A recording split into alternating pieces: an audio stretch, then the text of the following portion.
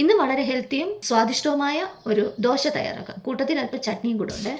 Hi, ഇന്നത്തെ വീഡിയോയിലോട്ട് എല്ലാവർക്കും സ്വാഗതം. ഇന്ന് റാഗി ദോശ തയ്യാറാക്കാം. അതെങ്ങനെയാണ് തയ്യാറാക്കുന്നതെന്ന് നോക്കിയാലോ. ഞാനിപ്പോൾ ഒരു 2 ഗ്ലാസ് റാഗി എടുത്തിട്ടുണ്ട്. അത് നന്നായിട്ടൊന്ന് കഴുകിയെടുക്കാം. ഇതിനകത്ത് നിറച്ചും പൊടികളുണ്ട്. എത്ര കഴുകിയാലും അതിനകത്തെ പൊടികൾ മാറത്തില്ല. അതുകൊണ്ട് ആദ്യം തന്നെ അതൊന്ന് കുറച്ച് വെള്ളം ഒഴിച്ച് നമുക്ക് കഴുകിയെടുക്കാം. 3-4 പ്രാവശ്യം വെള്ളം ഒഴിച്ച് കഴുകണം, എന്നെങ്കിലും അതിനകത്തെ പൊടിയെല്ലാം പോകത്തുള്ളൂ. ഞാനിതിപ്പോൾ എന്താണ് 3-4 പ്രാവശ്യം വെള്ളം ഒഴിച്ച് കഴുകിയെടുത്തതാണിത്. ഇനി നമുക്കതിനകത്തോട്ട് 1/2 ഗ്ലാസ് ഉഴുന്ന്, 1 സ്പൂൺ ഉലുവ, 1 സ്പൂണ് തുവരപ്പരിപ്പ് ഇതെല്ലാം കൂടി ഇട്ട് വീണ്ടും വെള്ളം ഒഴിച്ച് നന്നായിട്ടൊന്ന് കഴുകാമേ. നന്നായി കഴുകിയതിന് ശേഷം ആ വെള്ളം ഊറ്റി കളഞ്ഞിട്ട് വേറെ കുറച്ച് നല്ല വെള്ളം കൂടി ഒഴിച്ച് നമുക്ക് കുതിരാനായിട്ട് മാറ്റി വയ്ക്കുക. ഏകദേശം 4 മണിക്കൂർ ഞാൻ ഇത് കുതിരാനായിട്ട് മാറ്റി വെച്ചിട്ടുണ്ട്. 4 മണിക്കൂറിന് ശേഷം ഇതെല്ലാം നന്നായി കുതിർന്ന് വന്നിട്ടുണ്ട്. ഇനി നമുക്കിത് മിക്സിയുടെ ജാറിനകത്തോട്ട് ഇട്ട് കൊടുക്കാം. കൂട്ടത്തിൽ നമ്മൾ അരി കുതിർക്കാനായിട്ട് വെച്ചിരുന്ന വെള്ളമില്ലേ, അതും കൂടി ഒഴിച്ചു കൊടുക്കാം. കൂട്ടത്തിൽ ഒരു 2 ടേബിൾ സ്പൂൺ ചോറും കൂടി ഇട്ട് നന്നായിട്ടൊന്ന് അരച്ചെടുക്കുക. അതായത് ഇപ്പം ഞാൻ നന്നായി അരച്ചെടുത്തുകൊണ്ട് വന്നു. ഇനി നമുക്കിതൊരു പാത്രത്തിനകത്തോട്ട് പകർന്നെടുക്കുക. സാധാരണ ദോശയ്ക്ക് അരയ്ക്കുന്നത് പോലൊക്കെ നന്നായിട്ട് അരച്ചെടുക്കണം, സ്മൂത്തായിട്ട് അരച്ചെടുക്കണം.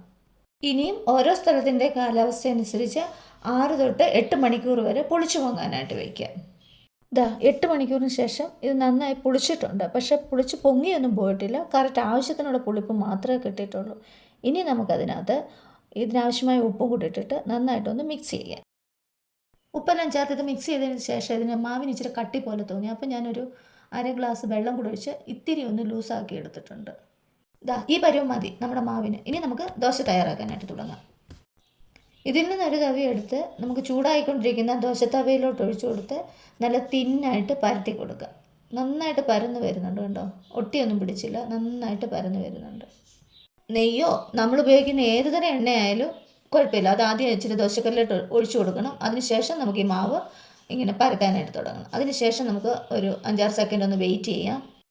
മുകളിൽ വെള്ളമൊക്കെ വലിഞ്ഞ ഒരവസ്ഥ കണ്ടില്ലേ, ആ സമയം നമ്മൾ കുറച്ച് നെയ്യും കൂടെ ഒഴിച്ചു കൊടുക്കണം. ഞാൻ ആദ്യം നെയ്യ് ഒഴിച്ചു കൊടുത്തത്, അതുകൊണ്ടാണ് ഞാൻ രണ്ടാമതും നെയ്യ് ഒഴിച്ചു കൊടുക്കുന്നത്. അല്ല ആദ്യം വെളിച്ചെണ്ണ ഏതോ ഇല്ല ഒഴിക്കുന്നെങ്കിൽ അത് തന്നെ മേളിലോട്ടും കൂടി ഇച്ചിരി ഒഴിച്ചു കൊടുത്ത് നമുക്ക് തിരിച്ചും ഇട്ട് ആ വശം കൂടെ ഒന്ന് മൂപ്പിച്ചെടുക്കുക. അങ്ങനെ 2 വശവും മൂപ്പിച്ചെടുത്താൽ നമ്മുടെ സൂപ്പർ ടേസ്റ്റിലുള്ള റാഗി ദോശ തയ്യാറായി കഴിഞ്ഞിരിക്കുന്നു. ഇനി ദോശയ്ക്ക് കഴിക്കാൻ ഒരു ചമ്മന്തി വേണ്ടേ, അതുകൂടെ നമുക്കൊന്ന് തയ്യാറാക്കാമേ. ഒരു പാൻ അടുപ്പത്ത് വെച്ച് ചൂടാകുമ്പോൾ കുറച്ച് വെളിച്ചെണ്ണ ഒഴിച്ചു കൊടുക്കാം. എരിവിനാവശ്യമായ മുളക്, ഇഞ്ചി, ചെറിയ ഉള്ളി ഇതെല്ലാം കൂടി ഇട്ടൊന്ന് ചൂടാക്കാം.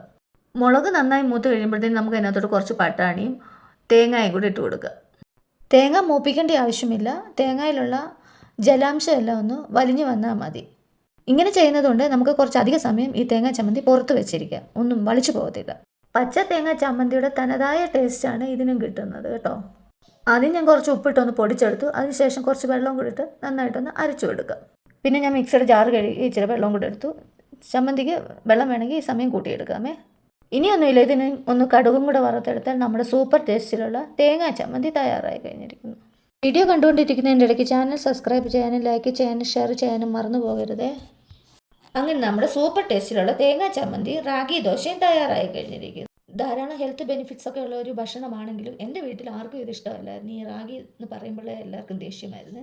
പക്ഷേ ഇപ്പോൾ എല്ലാവരും ചോദിച്ച് വാങ്ങിക്കുന്ന ഒരു ഭക്ഷണമാണിത്. റാഗി ദോശ ഇല്ലയോ എന്ന് എല്ലാവരും ചോദിക്കുന്നു. ഇന്നത്തെ റാഗി ദോശയും തേങ്ങാ ചമ്മന്തിയും എല്ലാവർക്കും ഇഷ്ടമായി എന്ന് വിശ്വസിക്കുന്നു. പുതിയൊരു വീഡിയോയുമായി വീണ്ടും കാണുന്നത് വരെ ബായ്.